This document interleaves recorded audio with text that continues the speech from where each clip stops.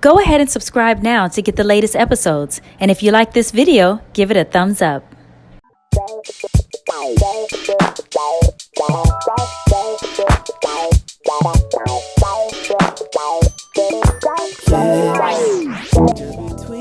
Welcome to Just John and April, the relationship podcast, your place for life, love, and laughs. In today's episode, relationship roles, pet peeves, and the word of the day. Yes. How you doing, babe? I'm good. You ready for this episode? I am. Ready to help some couples out tonight? Oh, yeah. This is going to be a big one. This is going to help them good. tremendously because Yeah, this it is. episode has a lot of good stuff in it that I agree. believe stems from something that we talked about in our episode 9 about sexual fulfillment. You read something in that episode that I think we said right then when you read it. We need to do a whole episode on that. Right. So that's tonight. Yeah. Relationship roles. We'll see how this goes. What is it you read, by the way? What did you say? What did you discover in that particular episode that was such a big deal that we felt like we needed to talk about it again? Okay, so we were talking about, remember I read Good Housekeeping Yes, article, Good Housekeeping article. I remember and that. it had statistics about sexual fulfillment. Yes.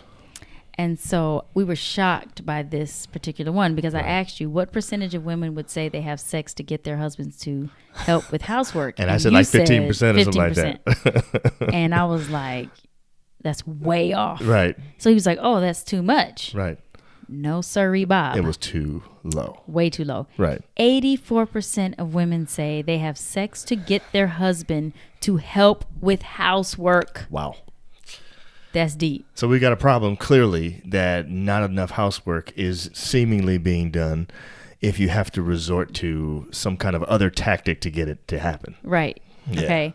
But what's crazy is that down below it says sharing chores is the third highest factor in successful marriages. Wow. Behind fidelity and a happy sex life. Wow. So saying, okay, being committed to one person is number one. That's Right. the biggest factor. Exactly. Making sure there's sexual fulfillment, which we talked about in Right, episode 9. right. That's the second biggest factor. Right. And then the third biggest factor is whether or not there's a sense that we are sharing the household chores. Exactly. Wow. That's a big deal. Now I So, have to just pause right here okay. Pause. because I will say Yes. that when we engage, Yes. you are a lot more willing to do whatever it is that I want you to Whatever. do. That's It's not true. even true. Please. It's true. So you're saying that you've used this same I didn't tactic say I on me. used it. I'm just That's saying. not what you're saying? I'm not saying You're that. not saying you regularly No. use this tactic. No, I do not regularly use it. Okay. But I will say that I'm it usually is more beneficial. cooperative. It is beneficial. So I get it, ladies. I get Right. it. I do. So now here's the funny thing. I'll be honest with you. I think men who are in relationships like this would willingly be manipulated by their wives in that way. I'm serious. I wouldn't have a problem with that. Go ahead. You do whatever you got to do. You know what I'm saying? To get me to do chores. If that's involved, that's fine with me. Oh my goodness. Well, maybe this will help some people. Yeah, maybe. Anyway. So what we're talking about today is relationship roles. So what Yeah. we're really saying is that we believe you would be happier in your relationship if you and your significant other decided that you were going to divide what your chores are, your jobs, your roles, whatever. And this can go beyond actual household things. It can go beyond chores, but Right. there's a list of things that we have in our relationship that we either like or don't like doing, or we have to do because the other one's not doing it or whatever. Right. And I think if we had conversations with each other up front and said, here's what I think you should do, here's what I think I should do, whatever, I think that would make it a lot better. I agree. And nobody told us. Nobody. Nobody told us. Not one. That you need to do that. Nobody Right. said when you first get married, it's a good idea to talk about who's going to do what Right. and that kind of stuff. So I think that at any point in your marriage, I think you can do this though. I agree with that. Now, here's the other thing. I actually feel like we started doing this out of necessity because Right. we kept having recurring arguments over things like this. Right. And I think we determined that it was going to be a lot easier if we just decided, hey, This is your job. right. You're going to do it. Now, this is not saying that you can't help out each other. Like if, the person is working late and the dishes are supposed to be clean, that you Right. can't clean them. Right.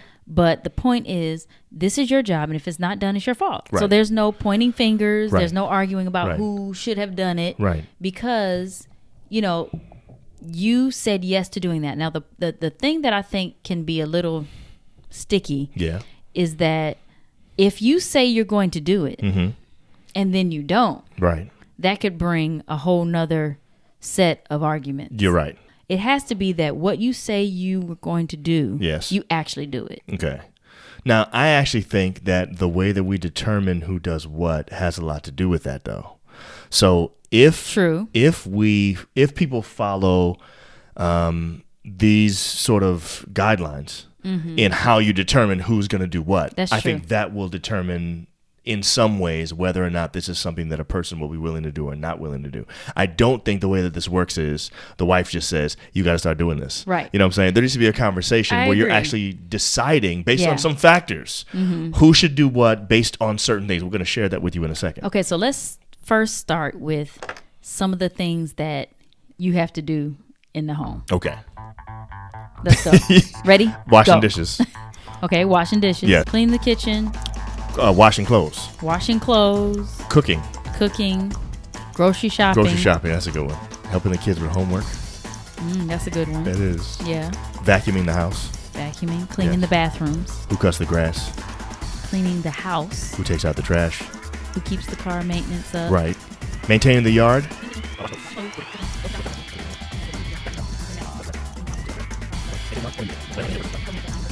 Okay, so those are just a few things. Yeah, that's not exhaustive. No, there's a few more things stuff. that we know as everyday things that you have to do. Yes. So once you establish the things that have to be done, then you have to figure out, okay, who's best to do what. So here are the three things that we think help us to decide who's in charge of what. The first thing is, who is the person that is most passionate about this particular thing? Right. Okay. If one of you is more passionate about it, I think that person should be the one in charge of it. So let me give you an example. John does the grocery shopping. And I'm going to tell you why. When we first got married, sometimes you just go into a role that your parents, right? In your house, in your household. Your mom did the grocery shopping. So I thought that's what I was going to do. Right. So I go to the grocery store and I just, we ate Miracle Whip. We didn't do mayonnaise growing up. Miracle Whip. And first of all, it should be Hellman's and nothing else. Okay, go ahead. I agree now. Good. All right. But I still do like Miracle Whip though. Nobody wants sweet. I love the sweet tangy thing on their sandwich, man. So anyway, I bring home Miracle Whip. I bring home like some generic ketchup trying to be, save some money. It wasn't generic. You bought Hunt's. What's wrong with Hunt's? It wasn't Heinz. Okay. How was I supposed to know that? We did not sit down and have a conversation about what brand you need to buy at the grocery store. These are important decisions, guys. So when I got home, he has a hissy fit. No, I just sent you back to the store. No, he had a hissy. He didn't send me back. He went back. That's true. And I said to him, if this is something that you're passionate about, maybe you should be doing the grocery shopping. Then maybe that should be your job. And that has been the way ever since. Oh, for me too. So it's actually a win for us both. Yeah. It's something I actually like doing. I didn't know I liked it. Part of the thing for me is I know where everything is in the store. I can go in and be in and out in like 10 minutes, even if I have a bunch of grocery shopping to do. It's no problem for me. I have a way of doing it. I get the car to go around to get the different. I take hours. Yeah, I have no idea where anything is. April calls me when she has to buy something. What aisles is in? She has no clue. Yeah, so it's terrible. It's like a system for me, and I like it. I have fun with it. It's easy. I like to get certain things and make sure we have those things at home. Okay, so you're passionate about that. I'm passionate about it. Okay, number 2. Okay, so number 2 is which person is better at something. So if one of us is better than the other at something, then we should say, even if I don't necessarily like it, we know it has to get done. The fact that I'm better than April at it, or the fact that April's better than me at that particular thing, probably means that person should be in charge of it. Well, for example, yes, I clean the bathrooms in a way that I feel is the appropriate way to clean the bathroom. You don't have to be, whatever with this.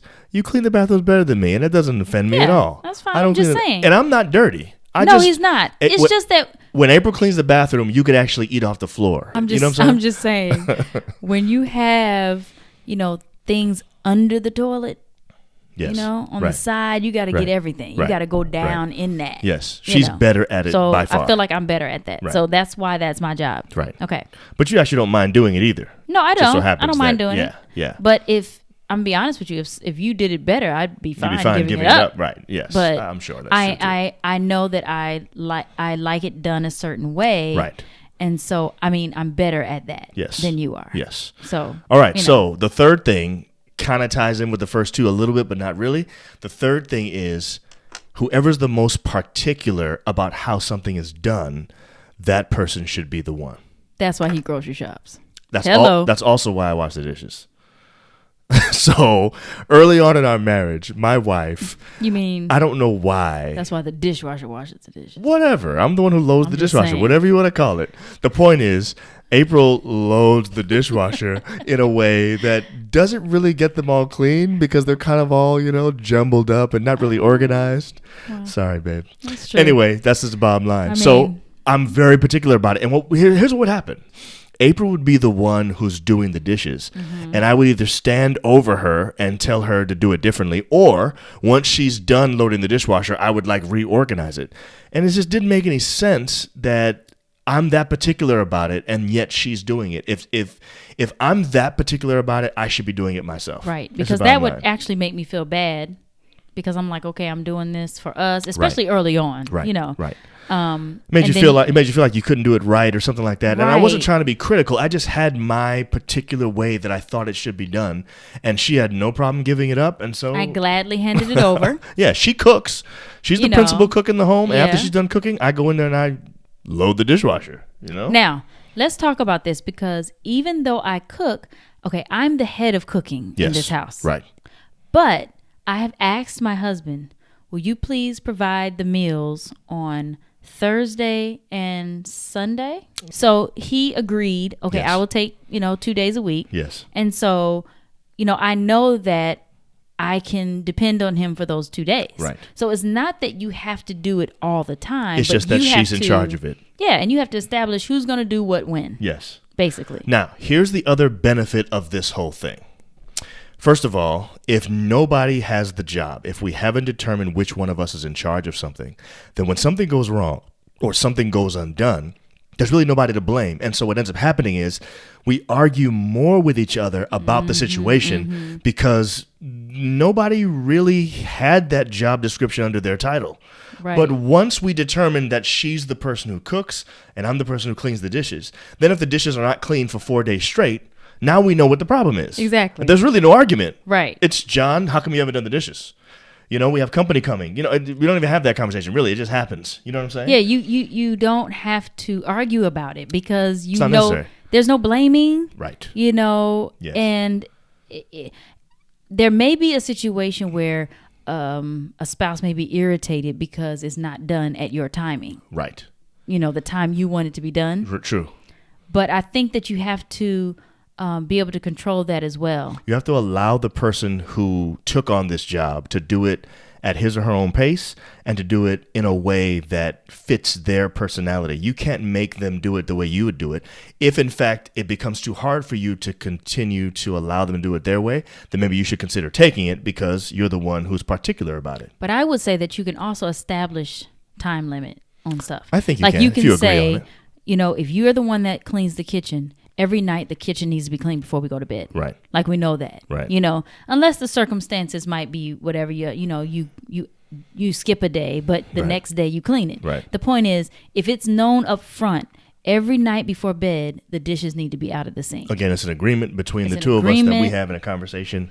That makes all the difference. And then you say, yes, I'm going to do that. Yes. Now, if there are days when that's not done, you can't nitpick and every time, it's got to be where you're patient and understanding. And you let the person do their job. I mean, they took that job, let them have control of it. Exactly. They said they were going to control it, let them do it. I think it's also important that we realize that as a couple, we don't have to necessarily do this in the traditional way. Mm-hmm. We can kind of decide. Right. We can kind of decide to just do it, how we want to do it. Yeah. It's our family. Right. It's our new family. We decide what we want to do. It doesn't really matter. Right. We don't have to follow the way, like the traditional thing says the man's supposed to take out the trash. Right. And the woman's supposed to cook. Exactly. Right. Right. And in our case, not everything is traditional. No. You know what I'm saying? Yeah, because, you do the grocery shopping. True. And I like painting the walls and painting cabinets. Painting cabinets and all kinds of stuff. Right. Which could be considered a man's job. That's true.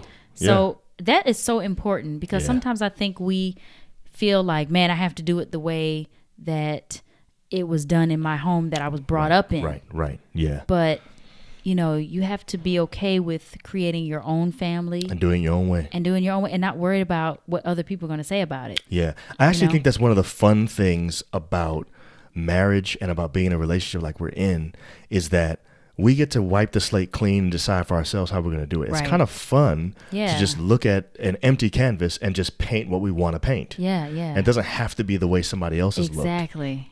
And it works for us, so, it's So fine. a lot of this, though, has to do with control. It does. Very true. Usually there is somebody who is controlling and wants things to be done a certain way, at a certain time. Yeah. And if it isn't, they're going off on somebody. Right. And you kind of have to, it's not good. Right. It's not going to work that way. Right. Very true. You have to be willing to take on a job, say that you're going to do it, do what you said you're going to do. Right. Okay. But also being patient with the person. Yes. And understanding with the day-to-day life and busyness and all that kind of stuff. So that's one more. There's the benefit of arguments and being able to settle them and not have them in the first place because we know whose job is what. That's one benefit. Right. The other one is that it helps you in a tiebreaker. So if a particular person has a role or responsibility that you guys have agreed to is their job, then when there's a disagreement about that thing, the person who is in charge actually gets the tiebreaker. The only way that works is if you are considering everyone's feelings about the situation. Absolutely. We're not talking about couples who are not considerate of each other and you're being selfish. And we're not talking about a dictator type situation either. No, at all. So this is definitely not to be abused or misused. Right. But we're saying in those rare occasions where you cannot settle an argument about a particular thing, whoever's job that is, they're the one. I'll give you an example of what I'm talking about. Let's just say that April and I have decided that I am the person who ultimately gets to choose which cars we drive. Now, of course, April wants a particular car and she likes this car and we go look at it and all this stuff. But what happens when we disagree about the reliability of the vehicle or something like that? Mm-hmm. Or we go back and forth about this particular car and we can't decide. Well, I think the person who has the job description, who's that person, and the reason why we determined that it would be me instead of her is for one of those reasons. Either I'm more passionate about it, or I'm better at it, or I'm particular about it, and so that's why we came to that decision. And so in that case, it makes sense that I would break that tie because we agreed that I was going to be the head of that department. But one thing I know is he will not get a car that I don't like. Yeah, that's not gonna happen. So I mean, what's the point? You have to think about. You have to think about the person. Yes, exactly. So I'm not trying. It's not a way to control your spouse. This is just a way to make sure you guys have a happier marriage. And guess what? According to the survey, you're gonna enjoy your marriage. You're gonna enjoy your sexual fulfillment. You're gonna enjoy your relationship with each other a lot better because number 3 on the list of things for happy marriage is whether or not we split the chores. So I also read an article that talked about women wanting more sex when men do household chores. Wow. So it's not just about... That's a good article. I mean, it's true. So men, get out there. Listen, man, bust them dishes, man. Make them look shiny. I'm telling you right now. I mean... That will set the table for tonight. So actually go set the table. Okay, you could do that too. Set the table. You know what I'm saying? And maybe that'll be maybe make some dinner. A little foreplay. I don't know. Yeah, you know what, man? Honestly, we talked about this in that episode 9. The reality is your wife actually gets turned on when you get involved around the house. So start doing it, man. It's true. Yeah, and then do it. And now it's time for pet peeves. All right, let's do it. Yes. Okay, so we each have a pet peeve. Well, we have many. We've talked about this before. We have several pet peeves each. We actually like to get reactions on stuff like this. Mm-hmm. Maybe you can comment and share with us whatever pet peeve you have. Maybe you agree with ours. Maybe you have your own that you want to talk about. So we'd love to hear your pet peeves. So, April, what's yours? Well, my pet peeve is when adults, grown folk, cough without covering their mouth. Wow. I mean, literally, like, walks in a room and just be like, and you standing right there. And I'm like, you didn't cover your mouth. Like, everyone learns that when they're 5. Right. I mean, or, younger than that. 2. Usually. Right. I mean, I saw a little 2-year-old tell me something. I was like, wow. Oh, wow. That just, And this is a warmed grown my soul. woman. Grown woman. Coughing all in your face. All in my face. You want to know my pet peeve? What's your pet peeve? My pet peeve is when salespeople follow me around at stores like Best Buy, and I know more than they do. It really annoys me. Yeah. I don't really want to talk to man. you. I'm in here trying to buy this thing that I've already researched on my own. And here I am looking down the aisle, and you're walking around asking if I need help. I already told you I'm good. I know what I need. I'm fine. Nah, I don't need your help. I'm good.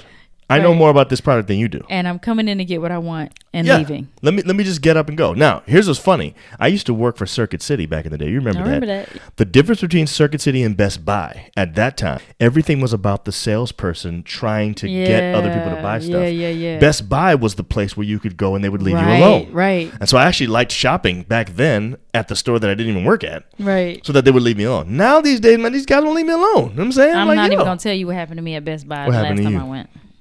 Guy hitting on you? And I was like, I'm not even that happens trying to. That happens at every store you go to. I'm coming in to get a particular item. This is what I want. Please go back there and get. Don't be telling me, you trying to. You want how many you want? 5. Well, I remember that. You want 10? I was on the phone with you. I remember that. I know. I was like, no, I'd like for you to go to the back and get me the one that I'm asking for. Did you say 2? No, you want 3, don't you? You want 3. I was like, oh my goodness. And just continued until I said, I think he heard me say to you, this guy's dude over, me. and then all of a sudden he got attitude. It was just like, we don't have any in the back. You just stole this mojo. Man, those are our pet peeves. I don't know if you have any. Share yours with us, and we'll be excited to hear them. Now it's time for word of the day. All right. What's our word, babe? Word of the day is solidarity. Solidarity. Here's what it means. Unity or agreement of feeling or action. Mutual support within a group. So what we're really saying is that in this whole relationship roles thing, it's got to feel like there's a mutual support between the two of us. There has to be solidarity in this situation. I think the point of the word solidarity is that I feel like there is somebody that's in this with me. Yeah. That I'm not doing it by myself. Yeah, we're a team. We're a team. We're together. And it doesn't mean that we do everything equally or that we do everything at the same level or that we're always comparing to find out and make sure that I did it as long as you did. Hey, you only did it for 10 minutes. I did it for 5. It's not like that. There's got to be this feeling, though, that I'm not by myself. There's solidarity between us. I'm doing this too. Yes, it's me and you together. I'm telling you, because that makes spouses mad. Yes, it does. Yeah, I mean, it really does. And then you begin to resent the other. Yes. And it becomes a really bad situation where you rolling your eyes at folks when they walk by. That's right, exactly. And mad they came in the room. You know what I'm saying? That ain't good. Right, because they're not helping out. Right. Something that simple, but actually is deep. Yes, it is. So we got to practice solidarity, y'all. If you're in a relationship, you've got a significant other, you've got to feel like there's mutual support between the two of you. Definitely. Because you're in this thing together. I'm in this with you, babe. Oh, yeah, I know. All the way. We'll see y'all next time. All right. All right. Bye. Thanks for watching Jess, John, and April. Like, comment, share, and subscribe. Also hit that notification bell to be notified about our next episode. See you next time. Bye.